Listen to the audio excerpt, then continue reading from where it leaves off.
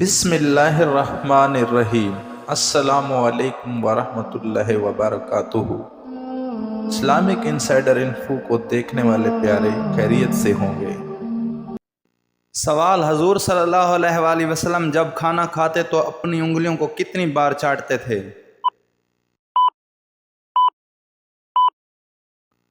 جواب: حضور صلی اللہ علیہ وآلہ وسلم اپنی انگلیوں کو 3 بار چاٹتے تھے۔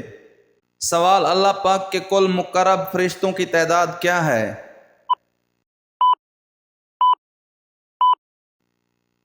جواب: مقرب فرشتے کل 7 ہیں۔ سوال: مسجد نبوی کی تعمیر کتنے دنوں میں مکمل ہوئی؟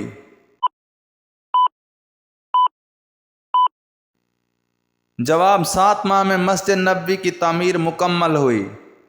سوال: وہ کون سی نماز ہے جسے وقت پر پڑھنے سے گناہ ہوتا ہے؟ جواب: عرفہ کے دن مزدلفہ میں حاجیوں کو مغرب کی نماز مغرب کے وقت میں پڑھنا گناہ ہے۔ سوال: اللہ پاک نظر کیوں نہیں آتا؟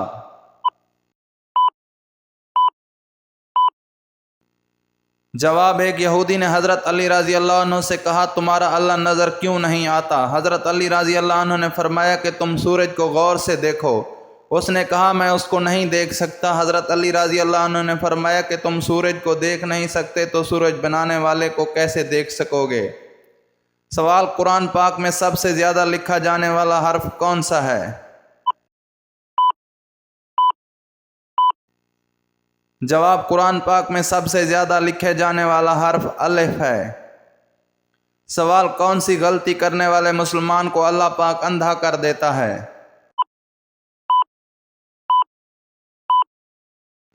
جواب: حضرت انس بن مالک رضی اللہ تعالیٰ عنہ سے روایت ہے کہ نبی کریم صلی اللہ علیہ وآلہ وسلم نے ارشاد فرمایا لوگوں کا خیال ہے جو نماز میں اپنی نظریں آسمان کی طرف اٹھاتے ہیں۔ آپ صلی اللہ علیہ وآلہ وسلم نے اسے نہایت سختی سے روکا، یہاں تک کہ آپ صلی اللہ علیہ وآلہ وسلم نے فرمایا لوگ اس حرکت سے باز آ جائیں ورنہ ان کی بینائی اچک لی جائے گی۔ حوالہ 7 میں درج ہے۔ سوال: حضرت نوح علیہ السلام کو کشتی بنانا کس نے سکھائی؟ یہ کشتی کتنے دنوں میں بنائی گئی؟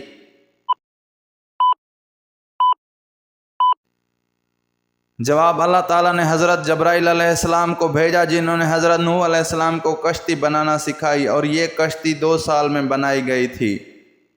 سوال: حضرت عمر فاروق رضی اللہ عنہ نے دور خلافت میں کون کون سے کام سر انجام دیے؟ جواب: حضرت عمر فاروق رضی اللہ عنہ نے اپنے دور خلافت میں جو کام انجام دیے وہ یہ ہیں: سن ہجری کی ابتدا جیل خانے قائم کیے، مردم شماری کروائی، محکمہ پولیس قائم کیا، نہریں کھدوائیں، فوجی چھاونیاں بنائیں، نماز تراویح باجماعت کا اہتمام کیا۔ سوال: وہ کون سا شرک ہے جو اکثر لوگوں میں عام طور پر پایا جاتا ہے؟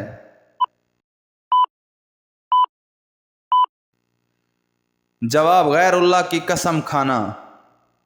سوال: کس جادوگر نے نبوت کا دعویٰ کیا تھا؟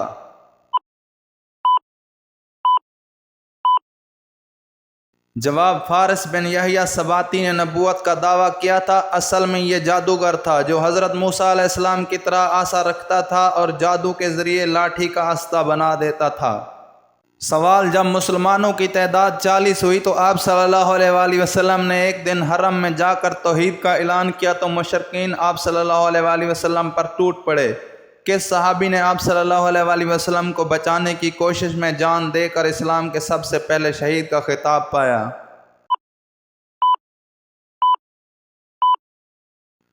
جواب: حضرت حارث بن حالہ نے۔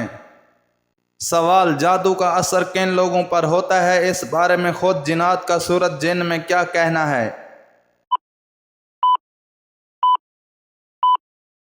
جواب: قرآن پاک میں اللہ فرماتا ہے کہ ہم تمہیں بتائیں کہ یہ شیاطین کس پر نازل ہوتے ہیں، یعنی شیاطین جنات کے اثرات کن لوگوں پر زیادہ ہوتے ہیں؟ فرمایا یہ زیادہ تر ان لوگوں پر ہوتے ہیں جو جھوٹے ہیں اور بہت بڑے گناہ گار ہیں۔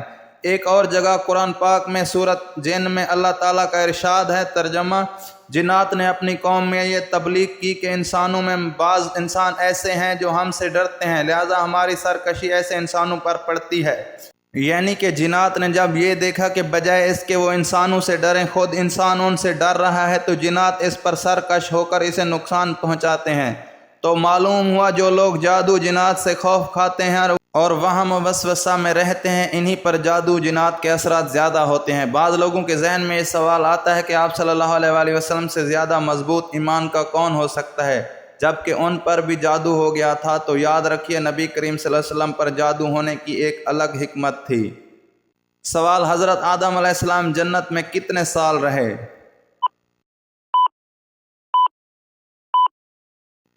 جواب: امام اوزاعی نے حضرت حسن بن عطیہ رحمۃ اللہ سے نقل کیا ہے کہ حضرت آدم علیہ السلام جنت میں 100 سال تک مقیم رہے۔